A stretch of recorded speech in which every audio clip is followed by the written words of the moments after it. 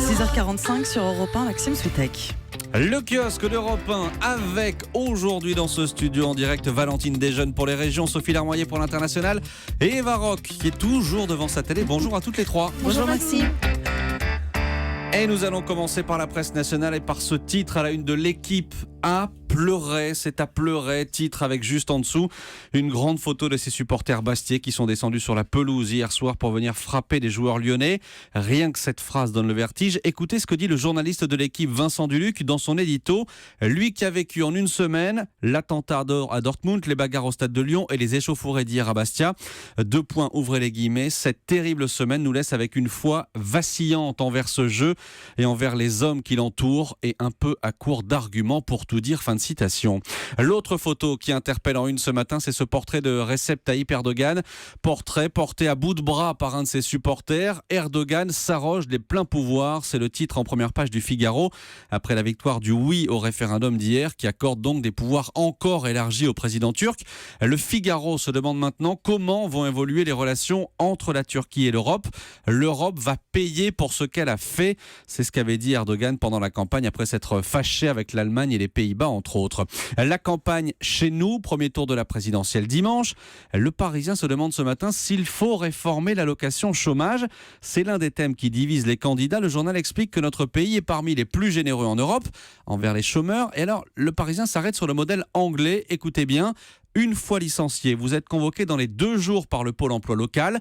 400 € d'indemnisation par mois, quel que fût votre ancien métier, quel que fût votre ancien salaire. Et vous devez prouver que vous recherchez un job 35 heures par semaine. Rechercher un job à temps plein. Voilà pour le modèle entre guillemets anglais. Je reviens au Figaro et à cet article. Le cerveau décide de notre poids. Pas nous. Article basé sur le livre de Sandra Amott. Elle est neurobiologiste et américaine. Ses conclusions sont terribles. Les régimes sont voués à l'échec. Et alors elle explique. Tout comme le corps a besoin d'un certain nombre d'heures de sommeil, le cerveau a une fourchette de poids privilégiée qu'il va s'efforcer de défendre. Ben oui, Sophie, ne me regardez pas comme ça. En clair, notre cerveau va résister si on cherche à perdre trop de poids. Faire un régime ne sert donc à rien. Et alors, c'est même pire. Parce que d'après cette chercheuse, les personnes qui se lancent dans un régime ont plus de risques que les autres de devenir ensuite obèse, de prendre encore plus de poids. Le cerveau décide de notre poids, pas nous. C'est à lire ce matin dans le Figaro et c'est passionnant. La presse régionale, Valentine Desjeunes, 3-1 ce matin. Et des canards à la une de l'Éclair des Pyrénées, des canards qui échappent au vide sanitaire. À Barcus, dans les Pyrénées-Atlantiques, 200 personnes se sont mobilisées hier pour empêcher l'abattage massif de ces palmipèdes sains, pourtant condamnés à l'abattage massif. De son côté, le Télégramme met en valeur cette initiative de Taxi Breton, des taxis gratuits pour aller voter. Si vous craignez de ne pas pouvoir vous rendre au bureau de vote dimanche prochain à cause de difficultés de déplacement, faites appel aux artisans Taxi Breton qui proposent gentiment et civiquement ce service lors des 2 tours de la présidentielle. Excellente idée. Dans la Doua du Nord, ce dispositif exceptionnel autour des plages du Dunkerquois à partir de demain, après la découverte d'engins explosifs datant de la Seconde Guerre mondiale, 2 périmètres de sécurité vont être mis en place. Dans un rayon d'1 kilomètre, la population n'aura le choix qu'entre partir ou rester à l'intérieur des logements. Pas le droit de mettre le nez dehors entre 8h et 16h30. Certains ont déjà fait des réserves de nourriture. L'histoire du jour, Valentine, c'est une usine sauvée de la fermeture. Oui, c'est le Maine Libre qui nous raconte l'histoire de l'usine gastronome de Luché-Pringé. Une usine qui devait fermer. L'annonce avait même été faite par la direction il y a 2 ans. Depuis, les élus négociaient le meilleur accord possible. Les ouvriers maintenaient la pression en débrayant tous les jours. Et le 30 avril, l'inattendu est arrivé. L'usine devait fonctionner pour la dernière fois. Les ouvriers avaient même prévu un barbecue d'adieu. Quand le ministre de l'Agriculture, Stéphane Le Foll, annonce que l'usine a trouvé un repreneur, le barbecue d'adieu s'est alors transformé en grande fête. Aujourd'hui, le secrétaire du comité d'entreprise en est convaincu. On a été la preuve que tout est possible. Si tout le monde y met du sien, il est possible de sauver un maximum d'entreprises. Et voilà pour l'histoire du jour dans le Maine Libre. Merci Valentine. À la une de la presse internationale, Sophie Larmoyer. Un coup d'œil ce matin forcément à la presse asiatique qui a été focalisée pendant tout le week-end sur les tensions autour de la Corée du Nord, notamment ans après l'échec hier matin d'un test de missile de moyenne portée. Oui, le missile aurait explosé 4-5 secondes à peine après son lancement. Cet échec doit piquer au vif Pyongyang, estime le quotidien The Korea Herald, surtout au lendemain du plus grand événement de propagande de l'année. C'était samedi. Une gigantesque parade militaire a été l'occasion d'exhiber de nouveaux missiles. Vous savez, en ce moment, là-bas, chacun montre un peu ses muscles dans la région. Alors, de leur côté, Américains et Coréens du Sud mènent des manœuvres militaires perçues comme une agression par le Nord. Les Américains ont également détourné leur porte-avions Carl Vinson et sa flottille pour qu'ils viennent se positionner aux abords de la Corée. L'animosité grandit dans la péninsule, se désole le Korea Herald. Et ce que tout le monde craint, c'est évidemment l'escalade. Bien sûr. Et dans un édito hier, le quotidien chinois Global Times estimait qu'en effectuant un tir de missile, malgré la pression américaine, Kim Jong-un aurait envoyé la balle dans le camp de Trump. Comment va réagir Washington ? Le Global Times rappelle la détermination affichée du président américain sur cette question nord-coréenne.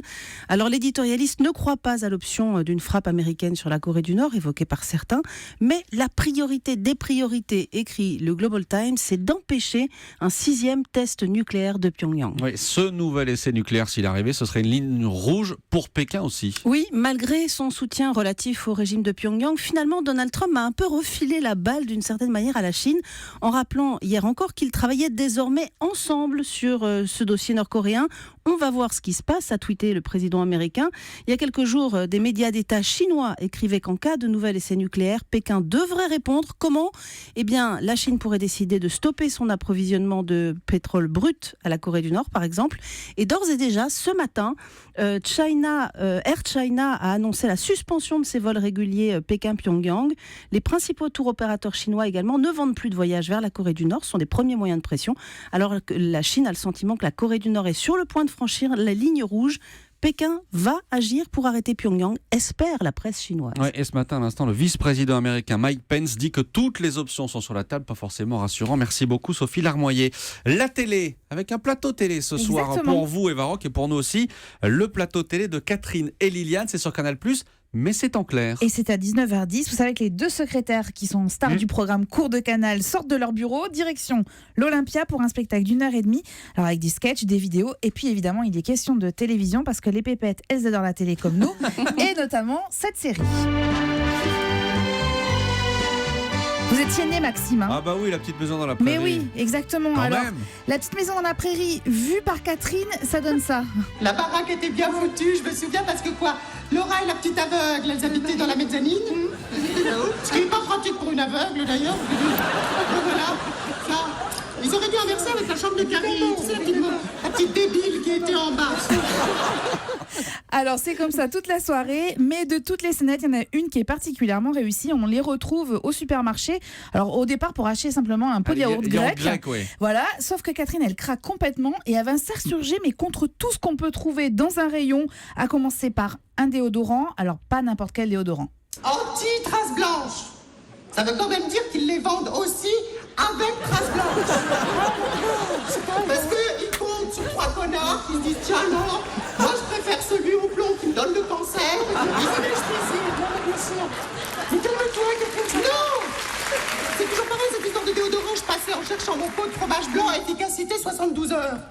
Enfin, à part pour quelqu'un qui se dit tiens je vais faire de la garde à vue cette semaine. Alors évidemment, Qu'est-ce que c'est vous drôle. allez rire, mais vous allez vraiment passer par des séquences assez émouvantes. Alors tout n'est pas parfait dans le spectacle. En revanche, la performance d'Alex Lutz et Bruno Sanchez l'est. Ils sont perchés sur leurs talons aiguilles, ils sont absolument Ils sont perchés tout incroyables. court aussi, hein. Et perchés tout court, on est d'accord. Et le spectacle leur permet quand même de donner un peu de chair à ces personnages auxquels on s'attache forcément. Alors pour finir, dernière petite pique de Catherine, elle est en train d'écouter Tino Rossi à la radio. Si tu écoutes 2 minutes Tino Rossi, tu te dis que quand même la génération de 68 nous a sauvés d'un beau suicide collectif. Non, c'est vrai, faut reconnaître. Voilà, et sinon Catherine et Liliane dans leur bureau, c'est Oui. les lundis, mardis, jeudis et vendredis sur Canal+, toujours en clair et à 20h45. Et pour le spectacle, c'est donc ce soir à 19h10 sur Canal, le plateau télé de Catherine et Liliane. Merci à toutes les trois, c'était le kiosque sur Europe 1.